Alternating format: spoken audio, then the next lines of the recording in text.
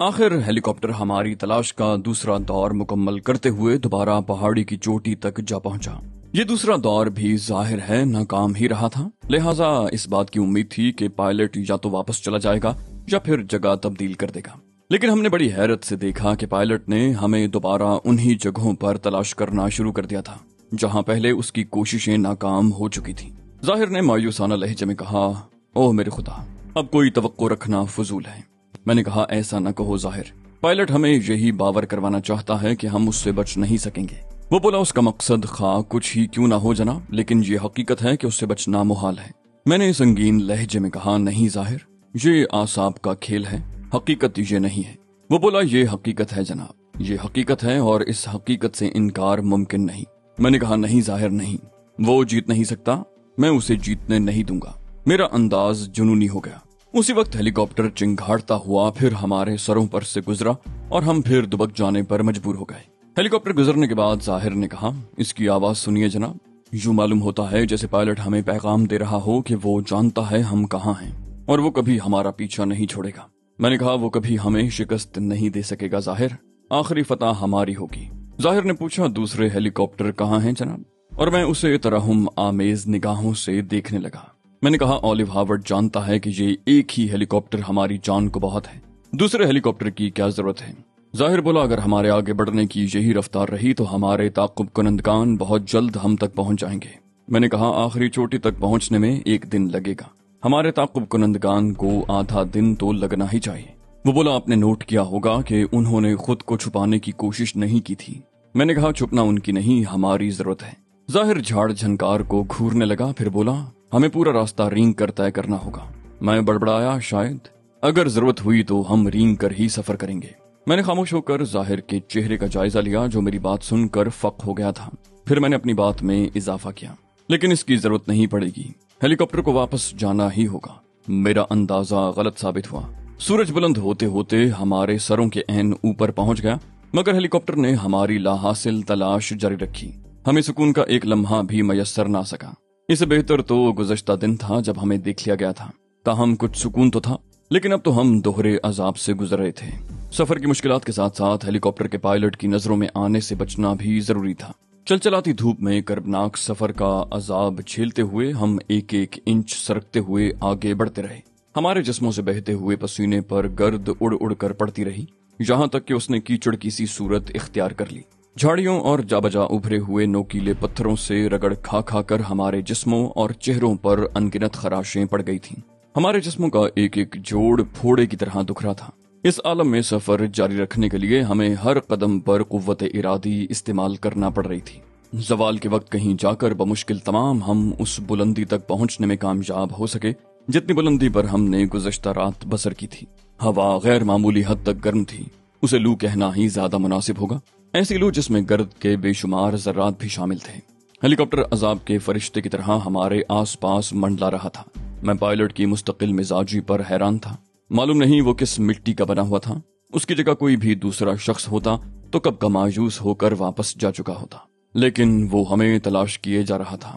وہ ایک لمحے کے لیے بھی ہماری نگاہوں سے اوجھل نہیں ہوا کہ ہم سیدھے ہو سکتے اور اپنے تھکے ہوئے جسموں کو ذرا دیر کے لیے ہی آرام پہنچا سکتے۔ ظاہر نے بوجھل آواز میں کہا، میں بے انتہا تھک گیا ہوں جناب، اب آگے بڑھنا ممکن نہیں ہے۔ میں نے کہا، تم غلط کہہ رہے ہو ظاہر، تھکن ابھی انتہا کو نہیں پہنچی ہے، ہمت کرو اور آگے بڑھتے رہو۔ وہ بولا، آپ کیا کہہ رہے ہیں جناب؟ اگر میرے لیے ایک قدم اٹھانا بھی ممکن ہوتا تو وہ قدم بڑھائے بغیر فریاد نہ کرتا۔ میں نے کہا، تھکن کی انتہا جسم کو شل کر دیتی ہے اور اسی مقام سے توانائی کا ایک نیا سرچشمہ پھوٹ نکلتا ہے۔ جانتے ہو پھر کیا ہوتا ہے؟ ظاہر نے حیرت سے منہ پھاڑ کر مجھے دیکھا۔ ہم دونوں رک گئے تھے اور اوندھے منہ پڑے ہوئے تھے۔ میں نے کہا، تمہیں معلوم نہیں ظاہر، جب جسم شل ہو جاتا ہے تو تھکن کا احساس زائل ہو جاتا ہے، کسی قسم کی تکلیف کا احساس نہیں ہوتا، بس وہ ایک جنونی سی کیفیت ہوتی ہے۔ میں اسی کیفیت کے انتظار میں ہوں۔ ظاہر بولا، جنونی کیفیت تو مجھ پر اب بھی طاری ہے جناب، میں چشم تصور سے دیکھ رہا ہوں کہ ہم ایک کے بعد دوسری چوٹی سر کر رہے ہیں۔ ہمارا بے مقصد سفر جاری ہے، حتیٰ کہ ہمارے جسموں سے گوشت غائب ہو چکا ہے، صرف ہڈیاں ہی باقی رہ گئی ہیں، مگر ہمارا بے مقصد سفر ختم ہونے میں ہی نہیں آ رہا۔ ہم انسانوں سے ہڈیوں کے ڈھانچوں میں تبدیل ہو گئے ہیں، بندروں کی طرح۔ हाँ, बंदरों की तरह उछल कूद करने में क्या हर्ज है। एक नजरिया ये भी तो है कि हमारे आबाओ अजदाद बंदर थे। फिर उसने कहका लगाया, बोला हम भी बंदर बन जाएंगे, अपनी असल की तरफ लौट जाएंगे। जाहिर की बातें पूरी तरह मेरी समझ में ना सकी। मेरे जहन पर धुंध छाने लगी। मैं सोच रहा था हमें थोड़ी देर के लिए रुक जाना चाहिए, थोड़ा सा पानी पीना चाहिए, लेकिन महज एक लम्हे की गफलत से सब कुछ तबाह हो जाएगा। लेकिन वो सब कुछ क्या है? मैंने सोचने की कोशिश की मगर कुछ समझ ना सका। मैंने सर जमीन पर डाल दिया और बड़बड़ाया, आराम कर लो आराम। जाहिर की बेरब्त बातें मेरी समाज से टकराईं। आराम या पानी, पानी या आराम। और फिर तारीकी छा गई। शायद सूरज का फ्यूज उड़ गया था। फिर वो समाज शिकन आवाज मुझे होश में लाई। हेलीकॉप्टर नीची परवाज करता हुआ हमारी तरफ आ रहा था। आंख खुलते ही पहली निगाह मैंने जाहिर पर डाली। उसकी आंखें बंद थीं और वो साकित पड़ा था। हेलीकॉप्टर हमारे करीब से गुजरा था। उसकी आवाज से जाहिर भी हड़बड़ा कर उठ गया। उसने बौखलाए हुए अंदाज में कहा, ये क्या हुआ जनाब? मैं शायद सो गया था। मैंने कहा, मुझे भी झपकी आ गई थी जाहिर, लेकिन तशवीश की कोई बात नहीं है, एक आध मिनट के लिए ही हमारी आंख लगी होगी। जाहिर ने कहा, वक्त का तयन आपने कैसे कर लिया? मैंने कहा, सूरज की पोजीशन में कोई फर्क नहीं पड़ा। अगर हम कुछ देर तक गाफिल रहे होते तो सूरज कुछ न कुछ सफर जरूर तय कर लेता। जाहिर ने होंठ सिकोड़ लिए, बोला, ओह, लेकिन जो मालूम होता है कि एक आध मिनट की इस नींद ने हमें बिल्कुल ताजा दम कर दिया है। मैंने कहा, जिस्मानी तौर पर नहीं, अलबत्ता ज़हनी तौर पर तुम खुद को बहुत बेहतर महसूस कर रहे होगे। जाहिर ने कहा, मेरा मतलब यही था जनाब, और हेलीकॉप्टर की तरफ देखने लगा जो पहाड़ के दामन की तरफ निकल गया था। मैंने कहा, देख रहे हो जाहिर, अब ये अस्सर नौ हमें नीचे से ऊपर तक तलाश करेगा। जाहिर बोला, देख रहा हूँ जनाब, और सोच रहा हूँ कि अगर हम न होते तो पायलट चैन की बंसी बजा रहा होता। हमारी वजह से इसकी भी मुसीबत आ गई है। जाहिर के लहजे में जिंदगी थी जिसे महसूस करके मेरा हौसला भी बढ़ गया, वरना उससे कबल तो वो बिल्कुल ही बुझा हुआ नजर आ रहा था। मुझे हैरत हुई कि चंद मिनट की नींद बाज़ औक़ात इस कदर इनक़िलाब आफरी साबित होगी। अभी चंद ही लम्हे कबल की तो बात थी कि मेरी ज़हनी कैफियत भी मुतासिर होने लगी। मैंने एक तवील सांस लेकर कहा, हाँ जाहिर, वो हमारी वजह से और हम उसकी वजह से मुसीबत में फंसे हुए हैं। जाहिर बड़बड़ाया, बोला, ये मरदूद कब दफा होगा? अगर इसका ईंधन ही खत्म हो जाए तो इससे जान छूट जाए। मैंने कहा, ईंधन खत्म होने का इम्कान न होने के बराबर है। कल भी तकरीबन तमाम दिन ये हमारे ताक़ुब में रहा था। जाहिर ने कहा, यह पायलट तो ऑलिव हावर्ड की हिदायत पर हमें तलाश कर रहा होगा और अपनी नाकामी की रिपोर्ट भी दे रहा होगा। मैंने कहा, जाहिर है वो अपनी मर्जी से तो ये काम करने से रहा, लेकिन तुम कहना क्या चाहते हो? जाहिर बोला, यही कि मुसलसल नाकामी की रिपोर्ट मिलने के बावजूद ऑलिव हावर्ड उसे यह हिदायत क्यों नहीं दे रहा कि हमें कहीं और तलाश किया जाए। मैंने कहा, इसकी भी कोई न कोई वजह जरूर होगी। हम चूंकि यहाँ के रास्तों से नावाकिफ हैं, लिहाजा वजह समझना हमारे लिए मुमकिन नहीं है।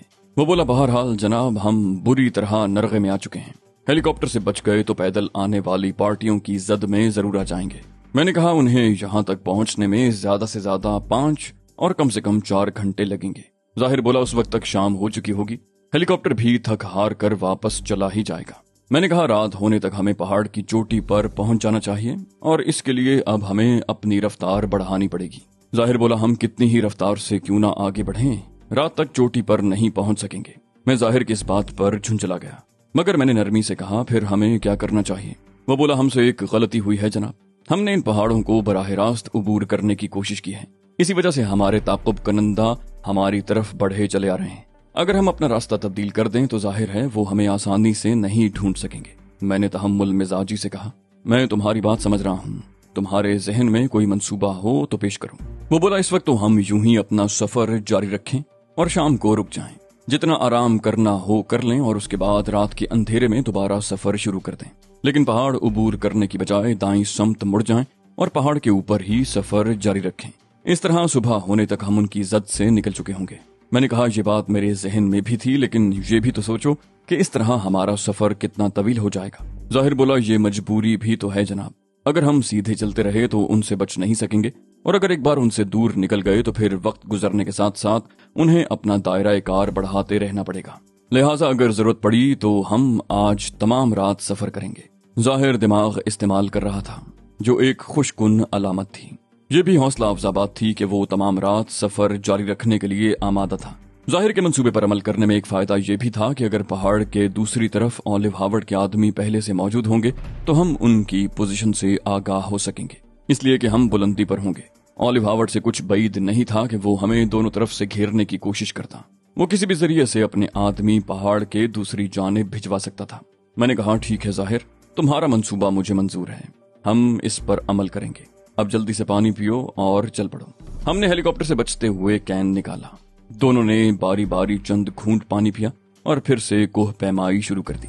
जाहिर ने कहने को तो कह दिया था कि अगर जरूरत पड़ी तो हम तमाम रात सफर जारी रखेंगे, लेकिन मुझे मालूम था कि ये काम कितना मुश्किल है। हेलीकॉप्टर की मौजूदगी की वजह से हमें इजाफी दुश्वारी का सामना करना पड़ रहा था। ज्यादातर चढ़ाई हमें रेंग कर तय करना पड़ रही थी। खुद को हेलीकॉप्टर से छुपाए रखने की जिद्दोजहद और उससे होने वाली जहनी अजियत अलहदा थी। 10 घंटे के जान गुसल सफर के बाद हम बमुश्किल 1 मील सफर कर पाए थे, जबकि 1 तिहाई चढ़ाई अभी बाकी थी। लेकिन अब मजीद आगे बढ़ना मुमकिन नहीं रह गया था। चुनाचे एक मकाम पर हमने रुक जाने का फैसला किया। तय ये हुआ कि हम बारी बारी आराम करेंगे ताकि किसी मुमकिन खतरे की सूरत में दूसरे को होशियार किया जा सके। हेलीकॉप्टर किसी लम्हे भी हमारी नजरों से ओझल नहीं हुआ था, लेकिन हमारी कामयाबी ये थी कि हम खुद को पायलट की नजरों से बचाने में 100% कामयाब रहे थे। हम थोड़ी थोड़ी देर बारी बारी सो रहे थे और उस वक्त जाहिर के जागने की बारी थी जब उसे मुताकिब पार्टी के अफराद नजर आए। उसने फौरन ही मुझे उठा दिया। वो उस पहाड़ की चोटी पर नजर आए जिस पर से हम गुजर कर आए थे। सूरज गुरूब होने को था और हेलीकॉप्टर वापस जा चुका था। मैंने कहा उन्होंने सुस्त रफ्तारी से सफर किया होगा, वरना उन्हें बहुत पहले पहुंच जाना चाहिए था। जाहिर बोला लेकिन वो हमसे बहुत नजदीक आ गए हैं जनाब, हमें भी अब दोबारा सफर शुरू कर देना चाहिए। मैंने कहा सो जाओ जाहिर, हम अभी सफर शुरू नहीं करेंगे। जाहिर ने हैरत से मुझे देखा, क्या वाकई? मैंने कहा हाँ भाई, मैं मजाक नहीं कर रहा, तुम भी सो जाओ और मैं खुद भी सो रहा हूँ। वो बोला फिर हम कब सफर शुरू करेंगे? मैंने कहा फिलहाल तो तुम बेफिक्र होकर सो जाओ, जब दोबारा आगे बढ़ने का वक्त होगा मैं तुम्हें उठा दूंगा। हम दोनों बड़े इत्मीनान से सो गए। सोना उस वक्त हमारी बहुत बड़ी जरूरत था, ज़हनी और जिस्मानी थकन से वक्ती निजात का जरिया। मेरी आंख खुली तो फजा में खून की फैली हुई थी और रात पूरी तरह अपने पैर फैला चुकी थी। मैंने जाहिर को उठाया और फ्रूट का एक डिब्बा खोलकर उसकी तरफ बढ़ाया। जाहिर ने पूछा ये क्या है? मैंने कहा आज का डिनर है, गांव से हासिल किए हुए फ्रूट का आखिरी डिब्बा। हम सरगोशी में बातें कर रहे थे। रात के सन्नाटे में अगर जरा सी भी बेएहतियाती बरतते तो हमारी आवाजें दुश्मनों तक भी पहुंच सकती थी। जाहिर ने खुश होकर कहा, ओह ये तो अनानास है, बड़ा ही खुश जायका फल होता है जनाब, लेकिन आप नहीं खा रहे? मैंने कहा तुम्हें उठाने से कबल ही मैंने अपना हिस्सा खा लिया था, अब जल्दी से खा लो ताकि हम रवाना हों। जाहिर ने मुंह चलाते हुए कहा, मैं बयान नहीं कर सकता जनाब, इस वक्त ये अनानास मुझे कितना लजीज मालूम हो रहा है। यूं महसूस हो रहा है जैसे डिब्बा खत्म होने तक मुझे नशा हो जाएगा। मैंने कहा इतनी देर भूखा रहने के बाद खाना मिले तो आदमी पर मदहोशी तारी होने लगती है। जहन काबू में रखने की कोशिश करो वरना मुश्किल हो जाएगी। वो बोला इसका एक फायदा ये भी है कि प्यास बुझाता है, हम इस वक्त पानी की बचत भी कर सकेंगे। मैंने कहा हम पानी की बचत जरूर करेंगे, लेकिन इस वक्त हम पानी की बजाय पैक किया हुआ दूध पियेंगे। जाहिर ने कहा मैं बाज आया जनाब, दूध की इस किस्म से मुझे नफरत है। मैंने कहा मैं दूध का टिन न सिर्फ खोल चुका हूँ बल्कि मैंने अपने हिस्से का दूध पी भी लिया है, लिहाजा अब तुम भी अपने हिस्से का दूध पी लो। जाहिर ने बेपरवाही से कहा आपको पैक किया हुआ दूध पसंद होगा इसलिए आप इसे आसानी से पी गए होंगे। मैंने कहा ये जरूरत की बात है, इसमें पसंद नापसंद का कोई सवाल नहीं। जाहिर अनानास खा चुका था और बेहिस्सो हरकत बैठा था। मैं समझ गया कि वो दूध पीने से जान बचाने के बारे में सोच रहा है। चुनाचे मैंने दूध का डिब्बा उसकी तरफ बढ़ाया और कहा इसे पी लो जाहिर, मैं पहले ही कह चुका हूँ कि ये जरूरत की बात है, तुम्हारी जान नहीं बच सकेगी। जाहिर ने डिब्बा मेरे हाथ से ले लिया और उसे एक ही सांस में खाली कर दिया। मुझे अंदाजा था कि उसने दूध बस अपने हलक से उंडेला है। जाहिर है उसे उस दूध का जायका नापसंद जो था। उसने दूध का डिब्बा मेरी तरफ बढ़ाया और खाली डिब्बे को वापस सूटकेस में पैक करने लगा। चंद लम्हे बाद उसने मुझसे कहा अगर हम थोड़ा सा पानी पी लें तो कोई हर्ज तो नहीं होगा? मैंने हैरत से कहा पानी? अभी कुछ ही देर पहले तुम कह रहे थे कि अनानास से प्यास बुझ जाती है और अब? जाहिर ने दबे लहजे में कहा मुझे प्यास नहीं लग रही जनाब। मैंने कहा प्यास नहीं लग रही तो पानी पीने की क्या जरूरत है? जाहिर ने हिचकिचाते हुए कहा मैं दरअसल दूध का जायका जायल करने के लिए कह रहा था। मैंने कहा खुदा के लिए जाहिर, मैंने कहना चाहा मगर उसने मेरी बात काट दी। यकीन कीजिए मुझे मतली हो रही है, अगर पानी न पिया तो उल्टी हो जाएगी। मैंने बेबसी से कहा ठीक है थोड़ा सा पानी पी लो। जाहिर ने कैन का ढक्कन खोला, फिर अचानक मुझसे बोला आप भी पियेंगे ना? मैंने कहा नहीं मैं बिल्कुल ठीक हूँ, तुम पियो। वो जरा सा हिचकिचाया, फिर बोला अगर आप पानी नहीं पियेंगे जनाब तो मैं भी नहीं पीऊंगा। मैं भिन्ना कर खड़ा हो गया। उफ़ो जाहिर, लाओ। मैंने उसके हाथ से कैन छीना और उसमें से एक घूंट पानी पीकर उसे वापस उसकी तरफ बढ़ा दिया। लो पियो। जाहिर ने भर्राई हुई आवाज में कहा शुक्रिया, और कैन मुझसे ले लिया। ظاہر کی اس حرکت سے میں جھنجھلا گیا، مگر میں نے جلد ہی خود پر قابو پا لیا۔ پانی پینے کے بعد ظاہر نے پوچھا، کیا وقت ہوا ہوگا جناب؟ میں نے کہا تقریباً آدھی رات گزر چکی ہے۔ ظاہر نے کہا آدھی رات؟ اور بوکھلا کر کھڑا ہو گیا۔ میں نے سخت لہجے میں کہا، اپنی آواز پر قابو رکھو ظاہر، کیا تم دشمن کو اپنی پوزیشن سے آگاہ کرنا چاہتے ہو؟ وہ بولا، لیکن جناب اس قدر وقت گزر چکا ہے، اب کیا بنے گا؟ ہم تو بری طرح پھنس جائیں گے۔ اس کی آواز اس بار بلند نہیں تھی۔ میں نے کہا، سنو ظاہر، بوکھلانے کی ضرورت نہیں ہے، ہمارے پاس بہت وقت ہے، یہاں سے ہم دائیں جانب مڑ جائیں گے اور صبح تک اتنی دور نکل جائیں گے کہ پھر ہمیں تلاش نہیں کیا جا سکے گا۔ وہ بولا، لیکن سفر کرنے کے دوران ہم انہیں نظر آ جائیں گے اور یہ اضافی خطرہ ہوگا۔ میں نے جھنجھلا کر کہا، رات کے اندھیرے میں وہ ہمیں کیسے دیکھ لیں گے؟ صبح صادق سے قبل تو یہ ممکن نہیں ہے کہ ہمیں دور سے دیکھا جا سکے۔ ظاہر نے پانی کا کین اپنے کندھے سے لٹکایا اور چلنے کے لیے تیار ہو گیا۔ دفتن اس نے کہا، ذرا بندوق مجھے دکھائیے۔ میں نے حیرت سے کہا، کیا؟ تم بندوق کا کیا کرو گے؟ ظاہر نے میری بات کا جواب دیے بغیر بندوق میرے ہاتھ سے لے لی اور کچھ دیر ٹٹولنے کے بعد واپس میری طرف بڑھا دی۔ بولا، یہ اب بھی سنگل شاٹ پر ہے۔ میں نے کہا، شکریہ ظاہر، آؤ اب چلیں۔ میں ظاہر سے آگے بڑھ گیا اور وہ میرے عقب میں چلنے لگا۔ ابتدا میں ہم نے بہت احتیاط برتی، ہم پھونک پھونک کر قدم رکھ رہے تھے۔ دائیں سمت چلنے کے ساتھ ساتھ اوپر کی طرف بھی ہمارا سفر جاری تھا۔ کچھ دیر گزرنے کے بعد ہمارے قدموں میں روانی آنے لگی۔ رات میں چلنے والی خنک ہوا ہمارے حوصلے بڑھا رہی تھی۔ 1 گھنٹے کے اندر اندر ہم چوٹی پر پہنچ گئے۔ اب ہمارا سفر مزید آسان ہو گیا تھا۔ مجھے معلوم تھا کہ ظاہر پر گہرا نفسیاتی اثر ہوا ہوگا، اس کا اندازہ اس کی رفتار سے بھی ہو رہا تھا۔ اس کے انداز میں اب پژمردگی اور اضمحلال نام کو بھی نہیں رہ گیا تھا اور اس کی جگہ جوش و خروش نے لے لی تھی۔ صبح کے کوئی 5 بجے کے قریب میں رک گیا۔ میں نے ظاہر سے کہا، میرا اندازہ ہے کہ ہم نے 15 میل کے لگ بھگ سفر کر لیا ہے۔ ظاہر نے بڑی مستعدی سے کہا، جی ہاں جناب، اتنا سفر تو یقیناً کر لیا ہوگا اور اب ہم دشمن کی دسترس سے بھی نکل آئے ہیں۔ میں نے کہا، بس تو اب سو جاتے ہیں، ہم کسی فوری خطرے کی زد میں نہیں ہیں۔ اور اس کے بعد ہم سو گئے۔ میری آنکھ کھلی تو چوتھے روز کا سورج طلوع ہو رہا تھا۔ سونے کے لیے ہم نے جو جگہ منتخب کی تھی وہ ہر اعتبار سے بہترین تھی۔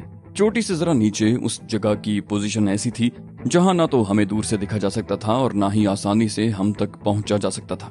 اپنی پوزیشن سے مطمئن ہونے کے بعد میں نے اطراف کا جائزہ لینا شروع کیا۔ ہم اس وقت سب سے بلند پہاڑی کی چوٹی پر تھے۔ سامنے کوئی 1 دن کی پیدل مسافت پر ایک پہاڑی تھی۔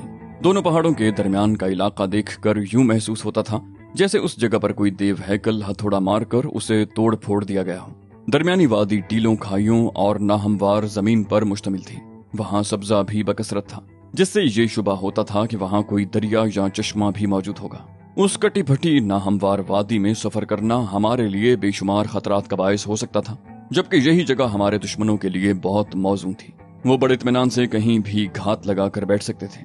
اگر وہ ایسا کرتے تو ہم قطعی اندازہ نہ کر پاتے کہ وہ کہاں چھپے ہوئے ہوں گے۔ میں نے فیصلہ کیا کہ ہمیں مزید وقت ضائع کیے بغیر ناشتہ کر کے روانہ ہو جانا چاہیے، لیکن اسی وقت میری نگاہ ان لوگوں پر پڑ گئی جو نیچے ڈھلان پر لیٹے ہوئے تھے۔ میں حیران رہ گیا۔ وہ اولیو ہاورڈ کے آدمی تھے اور یہ بات سمجھ میں نہیں آ رہی تھی کہ وہ یہاں کیسے پہنچ گئے۔ وہ پہاڑ کے دامن سے کوئی 2 گھنٹے کی مسافت پر تھے اور اس وقت تیاریوں میں مصروف تھے۔